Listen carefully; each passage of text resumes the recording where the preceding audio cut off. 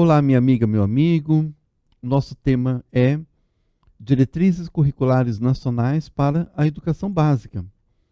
Quando a gente fala em diretrizes, nós estamos falando de orientações. Não é nada obrigatório, mas inspira os currículos, as construções das práticas pedagógicas nas escolas, respeitando dois elementos: uma unidade nacional e também o respeito à diversidade regional, étnica, racial, de gênero, portanto, à diversidade dos sujeitos.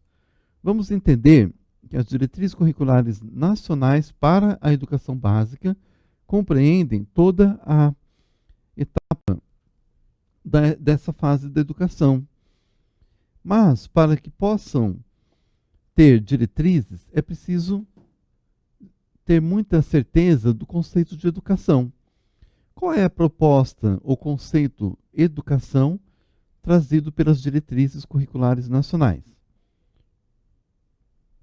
As diretrizes consideram a educação o processo e prática que se concretiza em relações sociais que transcendem o tempo e espaço escolar. Consiste na socialização da cultura da vida em que constroem, se mantêm e se transformam saberes, conhecimentos e valores. Bom, há algumas dimensões que é preciso caracterizar aqui. Uma delas é o tempo. A educação se dá em um tempo histórico determinado, numa fase da vida do sujeito e com uma temporalidade marcada nas instituições escolares. Outra categoria é o espaço. A educação se dá de acordo com o território onde a escola se localiza. A constituição desse território, ao longo da história, também tem uma dimensão de tempo, mas é aquele espaço configurado para o momento de vida daquele sujeito educando. Mas como que essa historicidade e essa localização geográfica da escola se concretiza e se articula com a sociedade mais ampla? É por meio das culturas. É através das culturas que nós herdamos dos nossos ancestrais, que chega à nossa época contemporânea, e a partir desse diálogo entre as nossas culturas e as culturas gerais que se dá o processo educacional de transmissão, sim, transmissão mais ressignificação, transmissão sim, mas ressignificação de saberes, conhecimentos e valores. Quando nós falamos saberes, conhecimentos e valores, a Diretriz Curricular Nacional está chamando atenção para o conceito de competência, que é o conjunto de conhecimentos, habilidades, atitudes e valores, a chave que abre para esse mundo significativo ao qual o educando vai se relacionar, com o qual ele vai estabelecer interações e para o qual ele vai contribuir aí na preservação, na sustentabilidade e também na transformação dessa realidade, porque é muito bem definido aqui pela conceituação: transforma saberes, conhecimentos e valores. Admite que esse aluno não é passivo, mas é ativo. Tem uma palavra em educação que nós precisamos sempre reforçar. Essa palavra é intencionalidades. A partir da emenda 59 de 2009, emenda constitucional, ampliou a educação básica obrigatória dos 4 aos 17. Então, o que aconteceu com essa diretriz? Puxou para 6 anos o início no ensino fundamental e colocou como obrigatório o ingresso das crianças a partir dos 4 anos na educação infantil, na forma pré-escola, porque tem a creche, que é de 0 a 3, 4 anos incompletos, na verdade, e temos a forma pré-escola de 4 e 5. Então, com isso, a educação básica ampliou a sua obrigatoriedade. Mas para quê?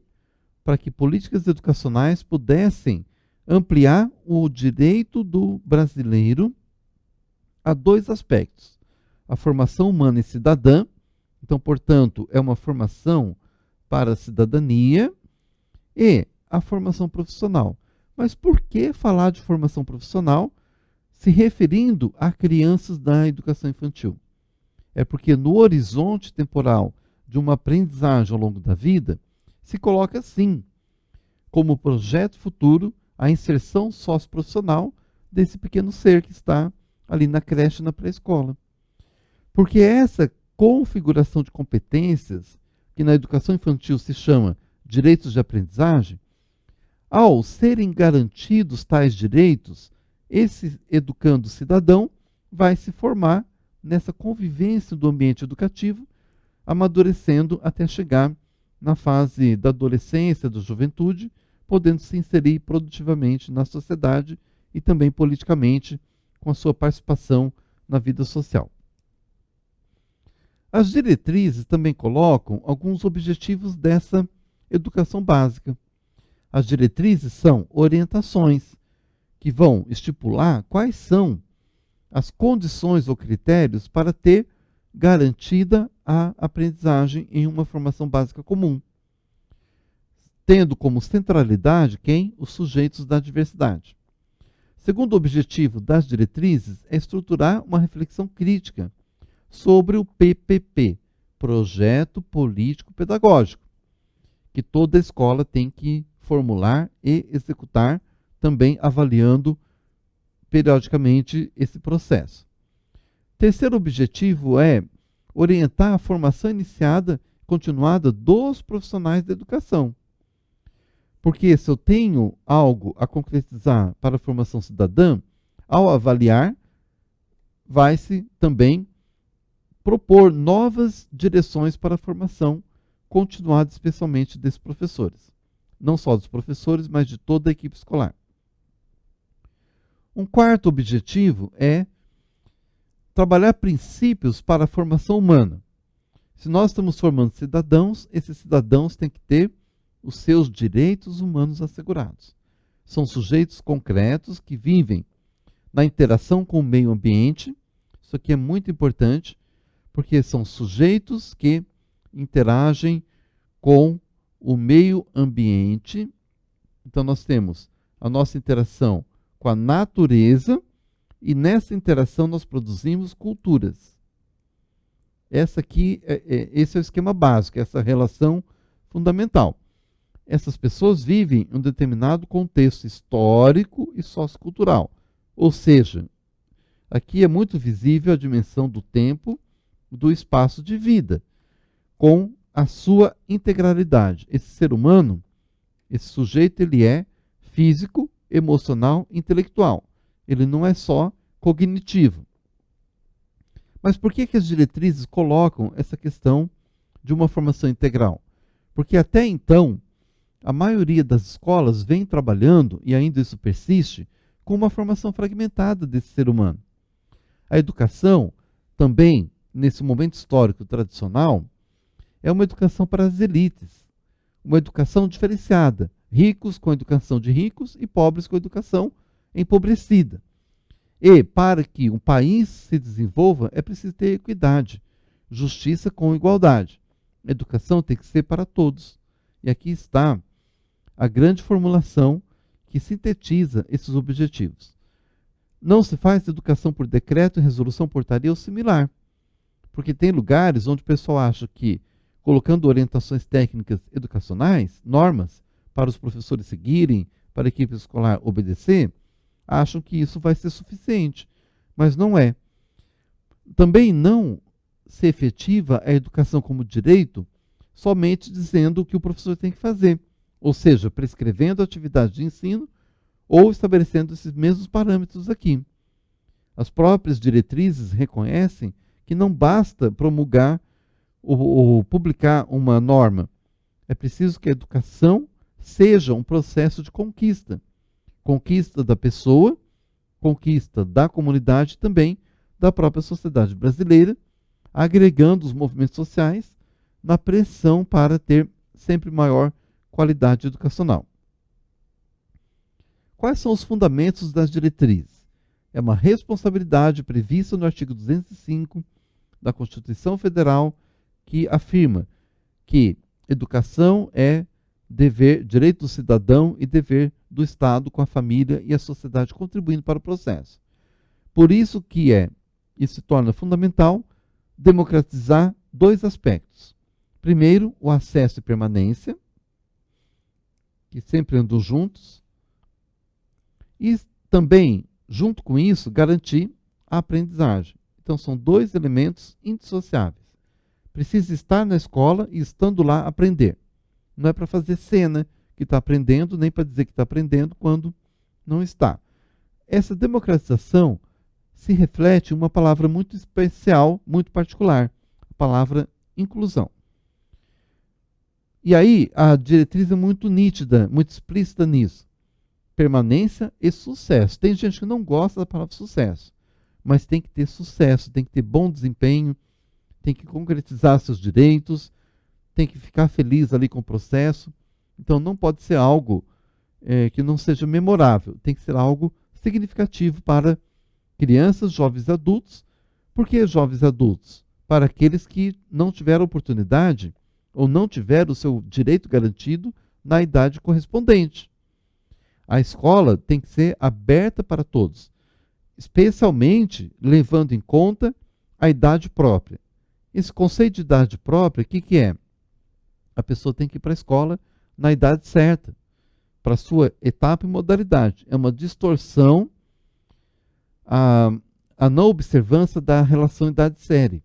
Isso precisa ser corrigido. No Brasil ainda há uma grande distorção. Também, com esse direito assegurado, o que vai acontecer com o cidadão? A sua aprendizagem vai ser uma base para continuar os estudos ou não. Ele vai poder escolher. Quer continuar para o nível técnico, pós-médio, para o nível superior? Ou não quer fazer nada? Mas essa aprendizagem tem que ser a base sólida para que possa dar continuidade ao longo da vida, o Lifelong Learning, LLL, que significa a formação, a educação ao longo e por toda a vida. Também os fundamentos da diretriz curricular é a extensão da obrigatoriedade e gratuidade da educação básica. Paralelo à obrigação, o Estado tem que garantir esse acesso. De onde vêm as referências conceituais? É a educação como direito e o alicerce da vida. Bom, educação básica é o direito humano, é o direito universal e também é a base para exercer em plenitude a cidadania. Ou seja, é um direito, educação é um direito que constitui direitos. Porque se esse cidadão está bem educado, ele vai reivindicar os seus direitos. A educação básica é o tempo e espaço. Olha aqui as duas categorias que nós mencionamos, tempo e espaço e o contexto, em que o sujeito aprende a constituir, reconstituir sua identidade em meio a transformações do seu corpo, as transformações afetivas e emocionais, a questão socioemocional, cognitiva e sociocultural, respeitando as diferenças. Bom, eu quero dizer para você que tem 4 elementos importantes do processo da ação pedagógica. Esses 4 elementos são os seguintes: sujeito educador, sujeito educando, o contexto e as culturas. Então são 4 elementos imprescindíveis para o processo funcionar, para ter sucesso nas aprendizagens. Mas qual é o fundamento de tudo isso? A ideia é que esse sujeito, não fragmentado, abordado de forma integral, ele vai se desenvolver plenamente. Se eu respeito as diferenças e esse sujeito vem com a sua identidade e diversidade, a liberdade e a pluralidade de pensamento tornam-se exigência própria do projeto educacional. O respeito à diversidade das opiniões também faz parte dessa questão. Há um termo, um binômio. Binômio são 2 nomes, binômio. Há um binômio chamado cuidar e educar. Em geral, esse binômio é aplicado à educação infantil. Mas o cuidar e educar, ter respeito ao outro, cuidado com o outro, é também respeitar o direito à educação da formação da pessoa em sua essência humana. Isso parece óbvio, mas não é assim que a gente vê na prática. Sempre a gente percebe transgressões aos direitos humanos na nossa prática social. Para cuidar e educar, a escola tem que exercer um papel ativo de acolher. Então, a acolhida, a escuta, são elementos essenciais para o processo pedagógico. O que significa isso na prática? É ter respeito, dar atenção, especialmente aos estudantes com deficiência, os jovens e adultos com aquela defasagem em relação à idade série, os sujeitos da diversidade originários, como os indígenas, também os afrodescendentes e quilombolas, que têm uma reparação no Brasil a ser feita, e os povos do campo, que têm uma especificidade na sua abordagem pedagógica, porque o ritmo de vida é diferente da cidade e a educação não pode cuidar só do aspecto urbano. Outro elemento muito importante para a diretriz é a articulação e transição das etapas, da educação infantil para os anos iniciais, do ensino fundamental, estando no ensino fundamental os seus anos iniciais até os anos finais, anos iniciais do 1º ao 5º, anos finais do 6º ao 9º, uma atenção na transição do final do ensino fundamental para o ensino médio e do ensino médio para o ensino superior ou para outras modalidades como o técnico pós-médio. Então, essas transições, elas também correspondem a certos momentos da vida do sujeito, correspondem e estão articuladas com transformações biopsíquico, sociais e ambientais da pessoa humana. Imprescindível para garantir o direito à educação é o acesso e permanência que nós mencionamos. Acesso e permanência são condições quantitativas para a qualidade social da educação. Então nós temos aqui, o direito à educação de qualidade tem que ser respeitado. Ou esse direito é afirmado ou negado. Se o direito for negado, não tem acesso. O que significa isso? Pedro Demo, que é um grande pedagogo e filósofo, ele diz o seguinte: se tiver uma criança fora da escola, a escola não é democrática. O acesso não foi democratizado. Então, esse sujeito tem que ser presente na escola, tem que ser incluído. Porque se esse direito for negado, toda essa história da democratização também cai por terra. Seja a distribuição diferenciada ou também relegar a qualidade a nichos de privilégio no interior do sistema educacional. O que significa isso? Bom, em geral, tem algumas experiências no sistema educacional que acabam criando ilhas de privilégio. Mas por que privilégio? Por exemplo, algumas experiências de educação integral que não são universalizadas. Ou faz para todos, ou se planeja para atingir a todos. Não é não fazer. Ou faz, ou se planeja para gradativamente atingir a todas e todos. Não adianta ter um colégio que é 1000% adequado, aqui estou usando um exagero, se a maioria das escolas no município estão aquém daquele colégio. Então, onde que está a democracia? Não existe. Essa é a questão também que a diretriz aponta e que precisa ser levada em consideração em todo o planejamento. As diretrizes também têm uma concepção de fundo na organização curricular que se chama concepção de cultura como prática social. É muito importante que a gente observe esse conceito de cultura. O que é a cultura? A cultura eu costumo comparar a uma grande abóbada, o grande universo. Nesse universo está concretizado todo o acúmulo da humanidade até o momento atual.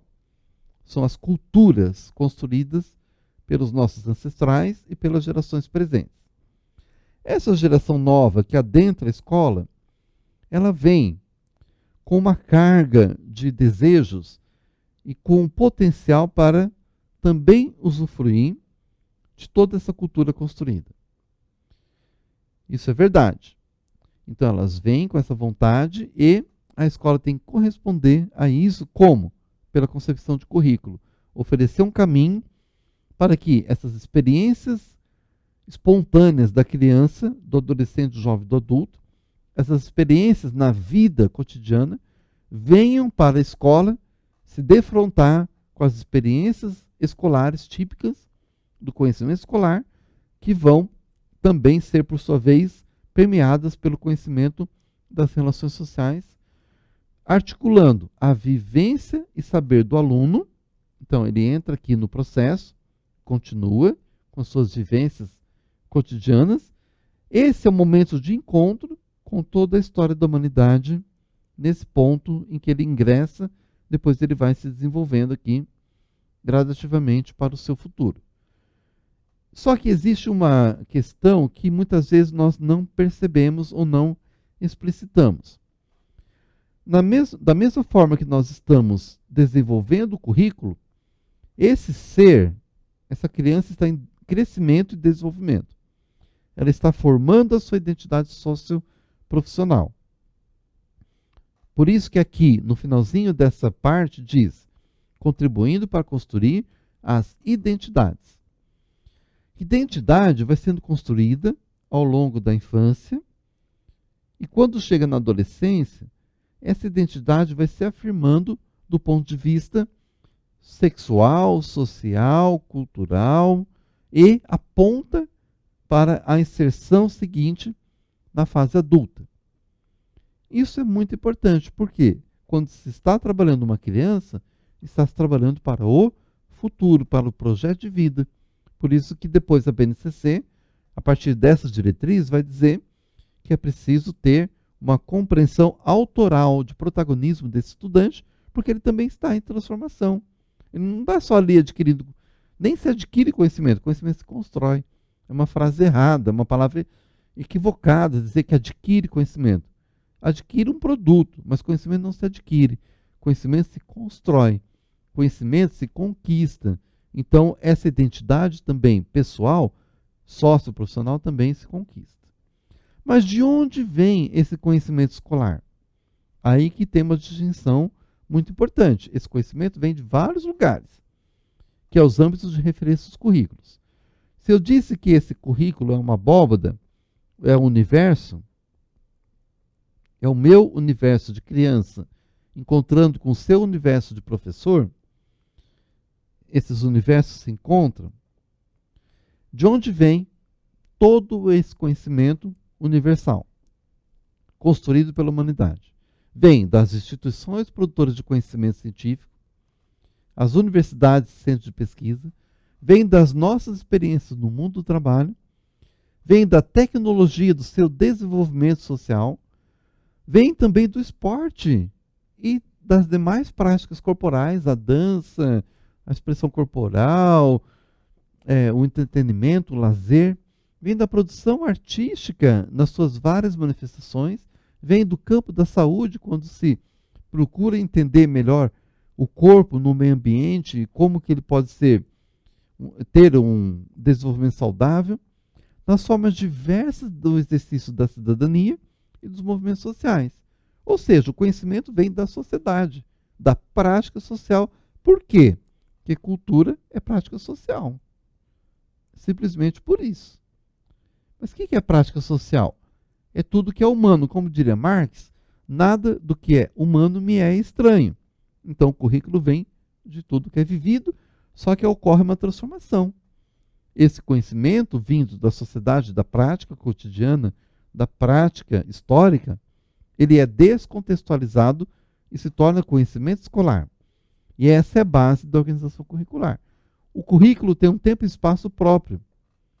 E nessa abordagem vai ter uma abordagem disciplinar, que são os componentes de conhecimento, que a BNCC chama de componentes. Tem a perspectiva pluridisciplinar, que é a multiplicidade de disciplinas. Interdisciplinar, toda vez que aparece a palavra inter, esse prefixo, significa diálogo. O diálogo disciplinar. Trans, toda vez que aparece a palavra trans, significa através, para além. Então, transdisciplinar, para além das disciplinas, requer a atenção da instituição, Porque essa construção curricular vai expressar uma perspectiva de mundo que orienta o trabalho seu de professor, organiza a vida do estudante e também engendra ali uma configuração especial do trabalho da escola. O currículo organiza tempos e espaços, contextos e culturas da ação pedagógica, são aqueles 4 elementos que eu mencionei. Então, tudo isso perpassa a escola, desde o PPP, o planejamento, a gestão administrativo-acadêmica, inclusive o tempo e espaço físico, a seleção dos equipamentos, ou seja, todo o conjunto da escola é organizado em torno desse currículo. Portanto, o currículo não é só um apanhado de conteúdos. Não é isso. O currículo é a própria organização do espaço escolar, seus diferentes âmbitos. Então, as diretrizes nacionais da educação básica vêm para dizer como que esse currículo é construído e qual o sentido dele no âmbito da sociedade e da cultura. No próximo momento, vamos aprofundar um pouco mais como que as diretrizes propõem essa organização e desdobramento disso na prática pedagógica. A você, meu muito obrigado e até lá.